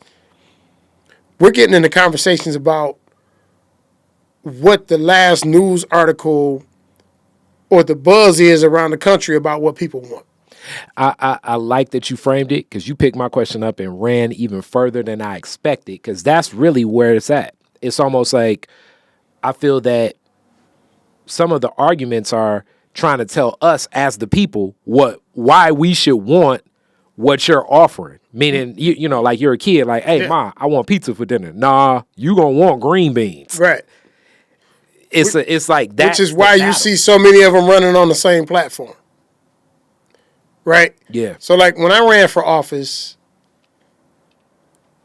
my message wasn't heard because it wasn't popular, right? And I'm not knocking the people for that. Yeah. I didn't do a good enough job. But I had welfare reform. I mean, not welfare reform. I had abortion and foster care reform in mind, right? Which talked about ways to protect children from being used as basically slaves or experiencing sexual abuse and being tossed around from one house to the next, right? Like, to me, that was a critical piece. So I didn't have your typical points. I maybe had a couple of them, but I still even had a degree of difference on how I approached those. Yeah. Right? So, but everybody has education, Safety. jobs, And safety. Yeah. You know what I mean? Like, everybody has that. Yeah. I should be able to assume that you as somebody who wants to serve me in office, that those are the basic things you want to do.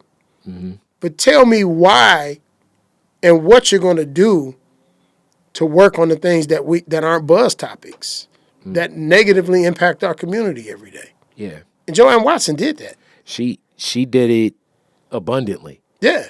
And as you share in that, because as you say, astuteness, that's also one of the toughest things that happens, is that people are evaluating these positions. Or you're going to get a new batch of Detroit is Different political education videos about the role of what a city council member does, what a commission is, what a task force is, because that's another one of my big gripes with the task force. This needs to be a commission. You need executive action connected to it. A task force is a body under the city council, and the reparations task force, as I always say, is the one sitting task force without a sitting city council member. So I'm not saying it's like it ends up being more suggestive than actionable. It's the actionable renters commission that now exists in the city of Detroit is powerful. Mm-hmm. It's going to change and need some shifts, but you know, the people have been saying for years, being a renter in the city of Detroit is messed up. And now that we have so many renters in the city of Detroit, a renters commission,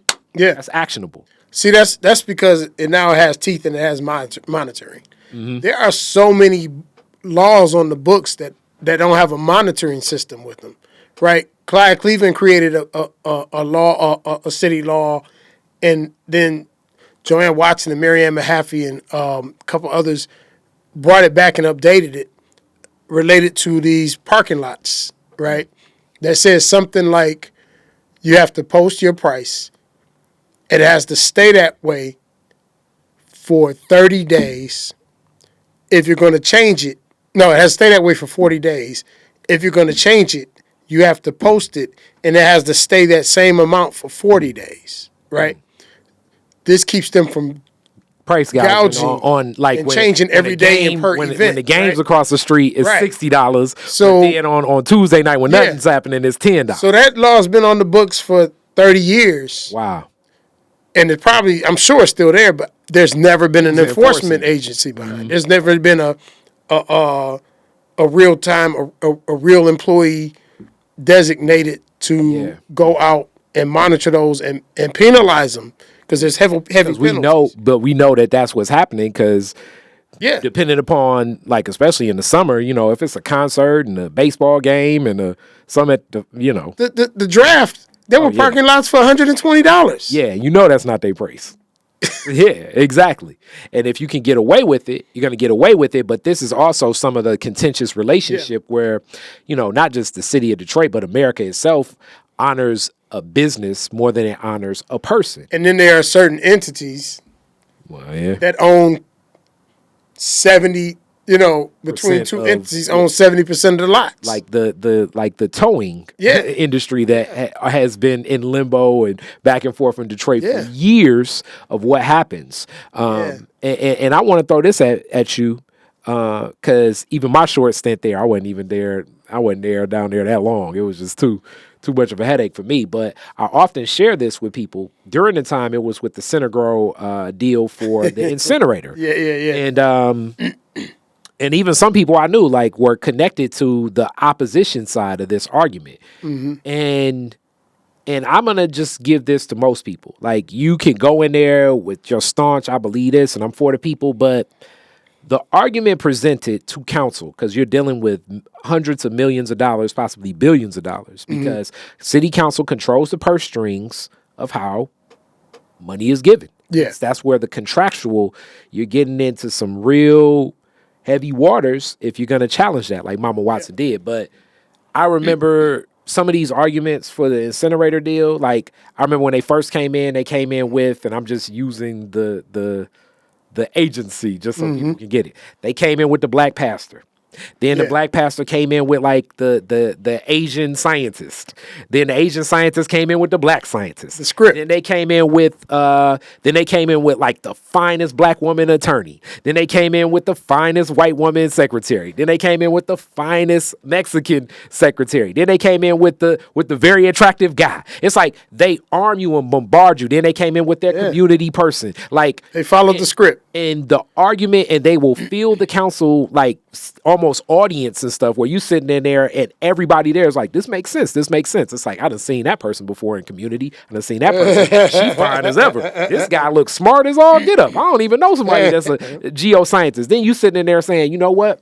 An incinerator may be the best option for this community to actually breathe good air. Like, it's such a whirlwind. The same way like police officers can talk you and convince people through duress for holding you for 45 Starving days you, making you say, you know what, I killed all them people. And then them people are alive. Like, it's the whirlwind, and it ain't even duress. It's just it's a beatdown.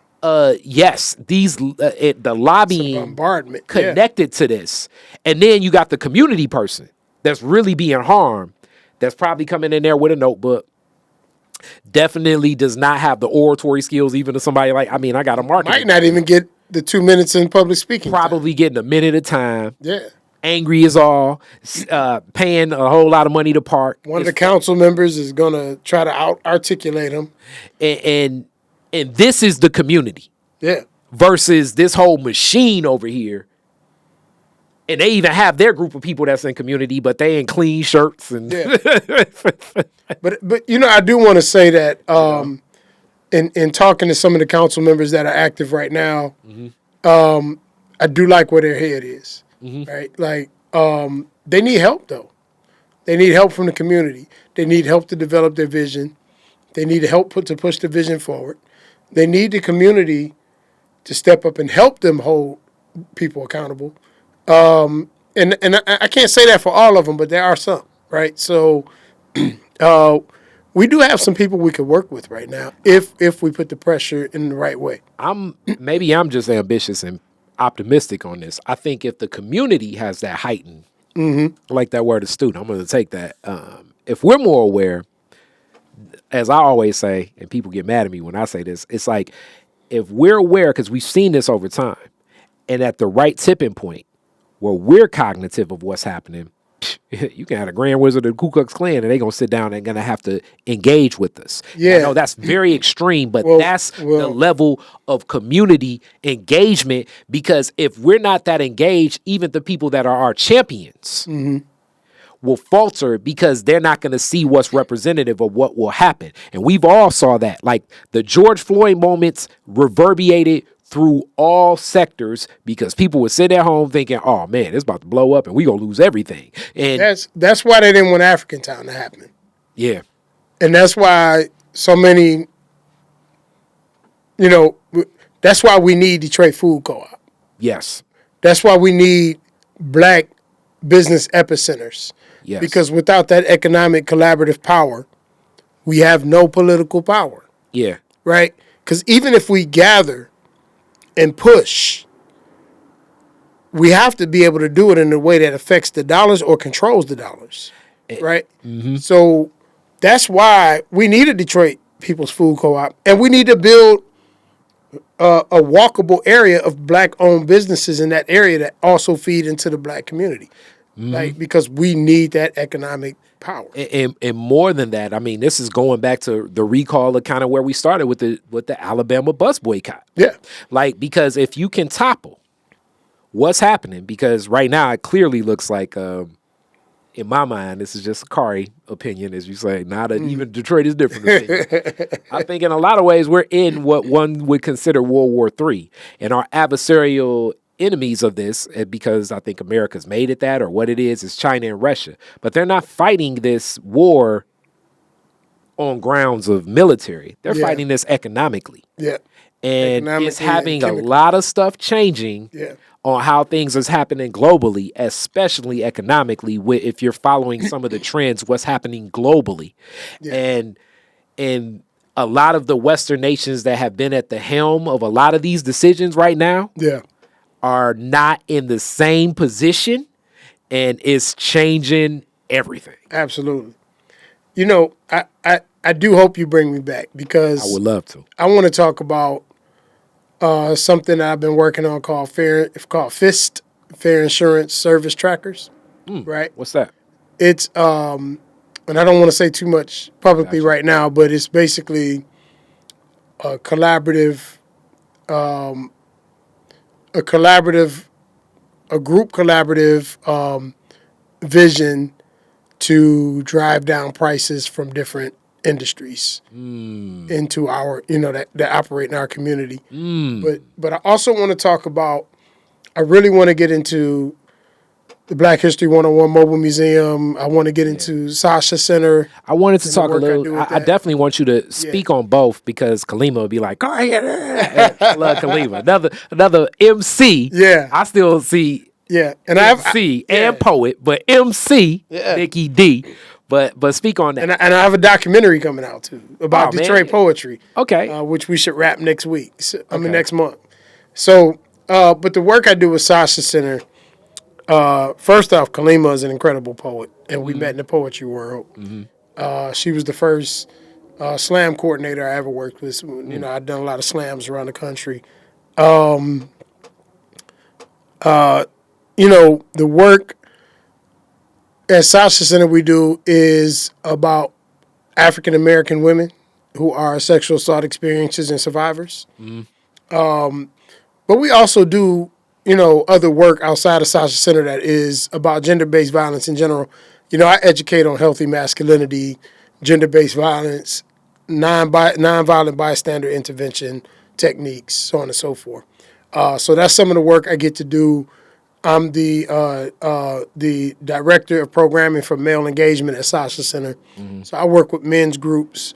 I do programming for men, not just for men, but primarily for men, so we can start having these conversations, vulnerable conversations, as well as very critical conversations about gender-based violence and ego and masculinity, and how to operate and model ourselves in a healthier form for the next generations. Man, that's like that's 360 back to black. Yeah, absolutely, absolutely. But Sasha Center is an organization that unapologetically services African American women who are survivors and experiencers of sexual assault. One of the lead organizations in the country in doing so. I don't think there was another organization in the country doing that until Sasha Center. We're 14 years old now. I'm one of the original founding board members. So we go to conferences, we go to trainings, we do work in the community. There are a lot of healing circles for black women to come and heal together. They might do things like cathartic things like gardening or writing poetry or hula hooping, or they might sit around and talk and examine, different things in their conversations. But we have some amazing women working at Sasha Center doing this work as facilitators and administrators. I'm not the only brother doing it. We have a brother named Hank. We have Spencer Murray, who's from Detroit, but he lives in Atlanta. So we do things virtually together. Okay. We've done a couple things in person together. So we're constantly working to shift the anti-woman, anti-girl narratives and rhetoric that we hear so often. And, trying to put men in a better place to when we come together with women. Hopefully those women will also be in a better place so we could communicate better and become more galvanized in our community. And end violence and sexual assault against black women and black girls. You know, make fair and safe spaces everywhere for black women and black girls. That's our goal. And we know we can't do that just at Sasha Center, but as we develop a web and a network of organizations and people around the country, you know, our belief is we can do it together. Our motto at Sasha Center is healing is possible, because we do believe that. And that's how we operate. And I need this. It's been long overdue for me to get, as I say, the 10-year. Kalima will come on. And I do want to applaud that work that I've witnessed. And the other key dynamic of the Sasha Center work, after the horrific tragedy of the murder of Native Child, yeah. Native child, Yeah, Kelly May. And the way that Kalima stepped up and was like, all right, we're going to do something. And I'm like, okay, I want to be there present for something. And let's make this constructive in honor. I thought that was phenomenal. And I'm glad I was present to at least give and be in that space. I also liked... Which event was that? That was the... It was the memorial that was after at off East Grand Boulevard. Okay. Yeah, at the I forget the name of that place. At the Vanguard. Yep, Yeah. at Vanguard. Yeah. And I do want to say this, because this is one of those tougher things, because as people know, it's like Kari's always so team dude and everything. America's the culture here is violent. Yeah. So like that's the first thing. And our understanding is black people living in more of a violent and destructive society and culture that it has been imposed upon us. Sometimes the only response we have is feeling that we can respond in that way. Mm-hmm. We need to be constructive and full of love and creativity. So you doing that work and figuring out other tools, because oftentimes for so many brothers that do feel, I believe that pain comes from feeling less than, not feeling worthy, not feeling as though you can be this aspired role of what you're supposed to be. Yeah. And at that point, when you are so vulnerable, you do turn to some of the most grotesque and destructive ways. Yeah. It has fractured so much in our community. So figuring out more tools to approach that is powerful and is so necessary in the guise of this American experiment. You know, and I know we don't have much time, but I just want to say this. Make sure I'm able to say this, and that is, I really want the men who are in range of my voice right now, as this is being played, to remember or think about one thing, and that is our ego,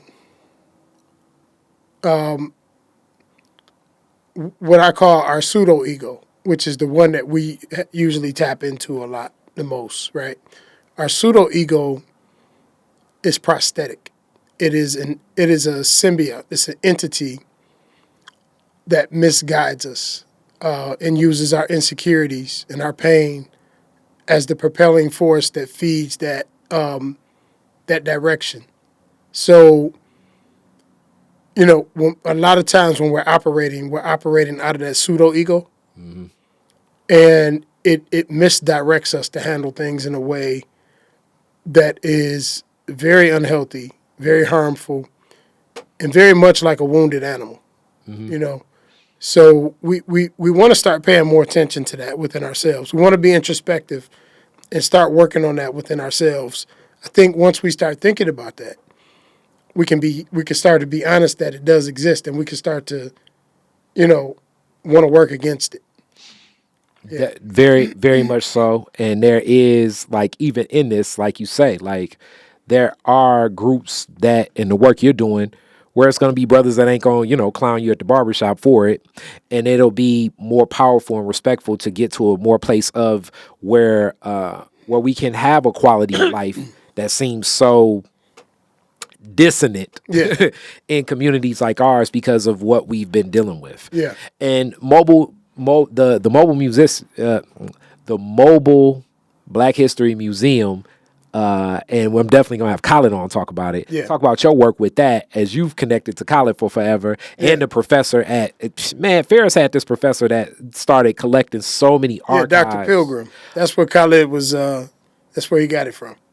He inspired him to start collect his first piece. So for people to really understand more of that relationship of systemic racism, and people be like, "Oh man, you so militant and mad." I'm just saying, as you say, it's facts. Like, you know, Walt Disney started Disney off of a hit film that was about degrading the hell out of Black people. Yeah. You know what I'm saying? Yeah. The Ku Klux Klan was marching, in the procession with presidents of the United States of America. The showing of Birth of a Nation was something that the White House played in on loop under the whole Geist, which really starts the root of always what has existed of Black men being these violent rapists and stuff like that. Like this relationship that this society has with Black people, and definitely that fear of a Black man is like, man, it's deep.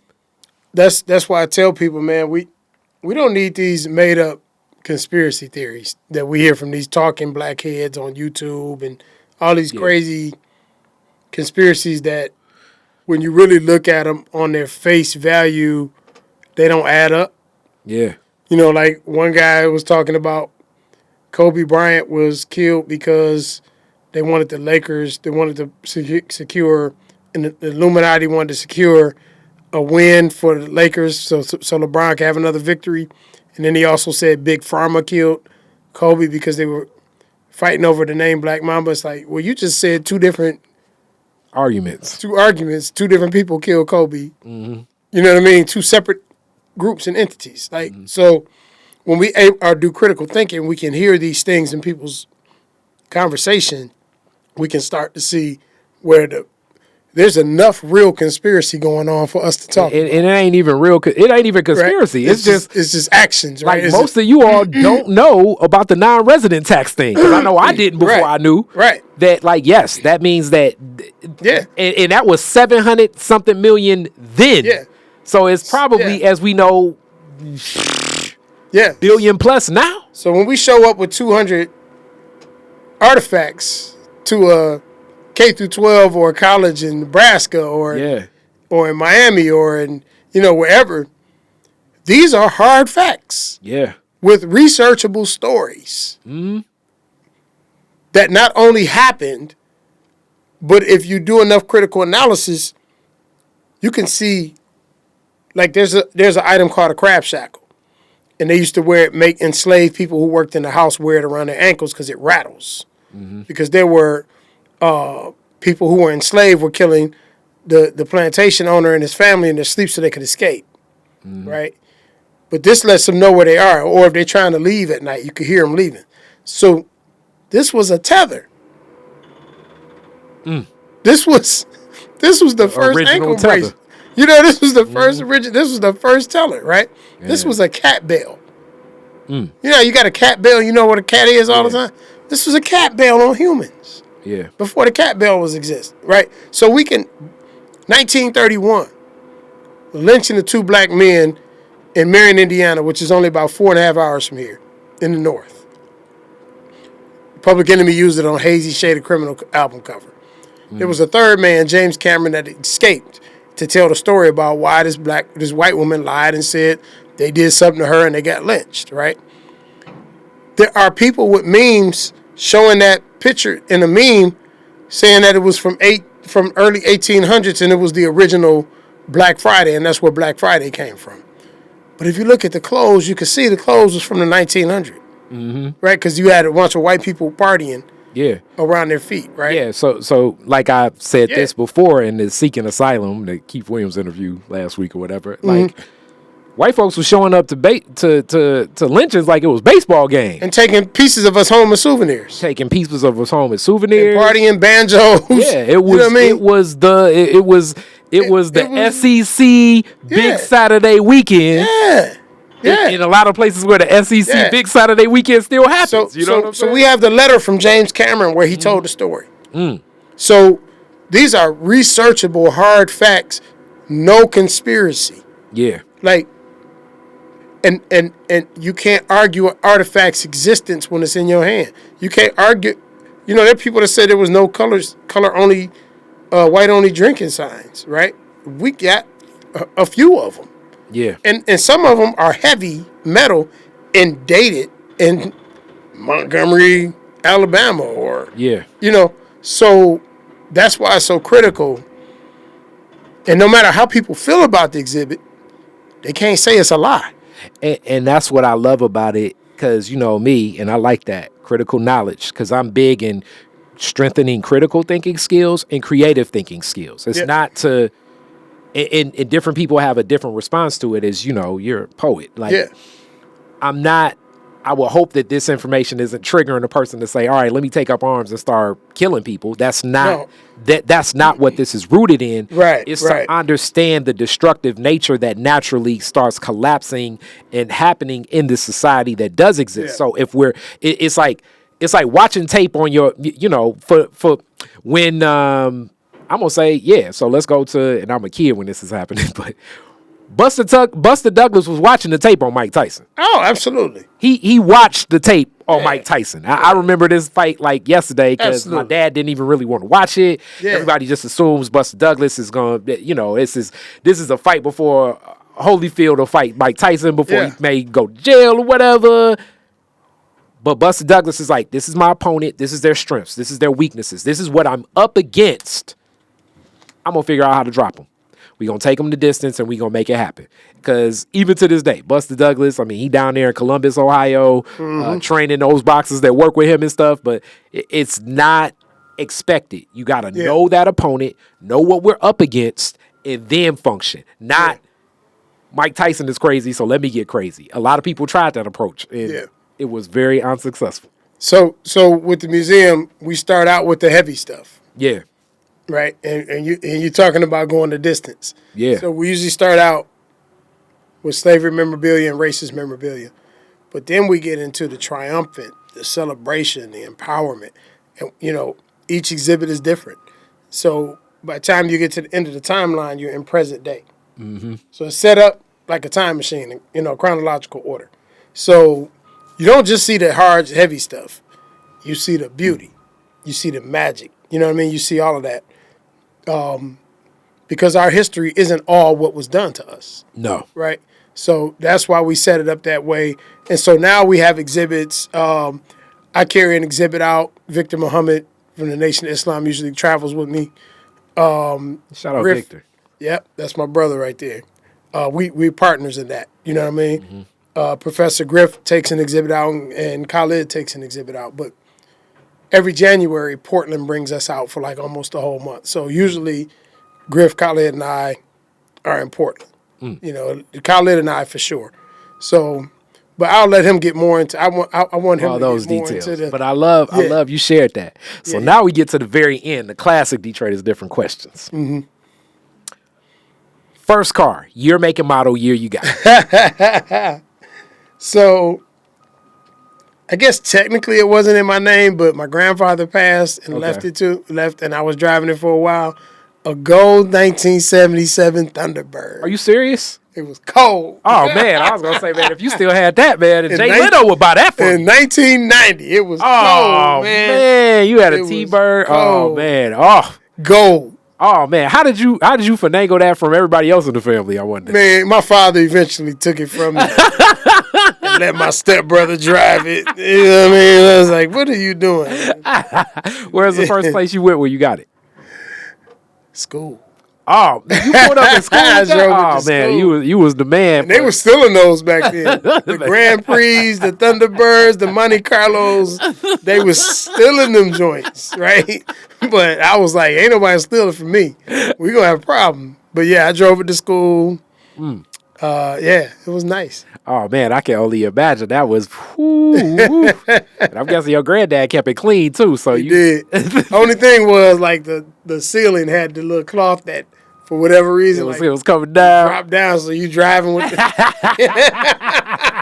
you driving with and then the seat was broke, so we had a 2x4 under the seat to keep it from going all the way back. Man, you was riding. Nobody knew. You was riding, and that was, as they say, that was real metal in those cars. Hood was 8,000 feet long. Spaceship. So, you're the DJ at the end of the fireworks. You get to play 2 songs, Woodward and Jefferson. What songs you playing? End of the fireworks, Woodward and Jefferson. Whew. Man, you should have sent me that question in advance. Because there's so many. I think I'm going to have to play Woodward and Jefferson, fireworks. It's going to have to be something energetic. Is this like it has to be a Detroit song? Or? Nah, it's whatever. You the DJ. I might play Planet Rock. Okay, all right. You gonna have people breakdancing? Yeah. And Boogie Wonderland. Oh man. Yeah. You gonna have people partying for real.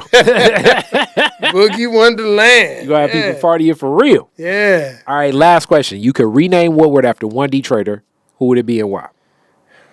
One Detroiter. My mother. Because my mother was the essence of Detroit. She was Motown to the fullest. She walked to school during the 67 insurrections. She quietly raised a family. She was the person that, even if she saw you yesterday, if you walked into the room with her today, she would make you feel like she hadn't seen you in 30 years. Wow, that's deep. She loved life. She loved people. And people were able to appreciate her as such. She was the embodiment of a special and beautiful human being. One of which I always hope I can be as loving to people as she is, she was, right, during her time here on Earth. But everybody in the world knew my mother. I was gonna say, wherever we went. I was gonna say, for her to be a barber that long everybody in that knew era, Barksdale, right? You already had to. In any good barber, you're a little bit of a counselor too, because you're taking on so many personalities. Yeah, like we always would like. My mother be like one time somebody said, "Yeah, my name is Robert Johnson." She was like, "Johnson? I know some Johnsons." I'm like, "Man, it's like that's the most common black name." Yeah, no. She was like, "Do you know Jeffrey Johnson?" He was like, "That's my uncle." And it was like my mother was this omnipresent being in Detroit. Hilarious. That loved the city and loved the people and you know, she just treated Detroit right. I love it. That's great. Stephanie Barksdale. I love it. All right, with that, I love it. We closing, and you definitely coming back this year because that documentary I'm interested in, and I want to put the trailer on Detroit is Different, period. For sure. I appreciate it. Charisma Brown and a few other people, we putting it together, so we'll be back. Okay, let's do it. Let's do it. All right. Peace. Thank you. Detroit is Different is where you get information, artistry, history, music, and even comedy. Detroit is Different, a home for the culture of Detroit. Visit online at DetroitisDifferent.com today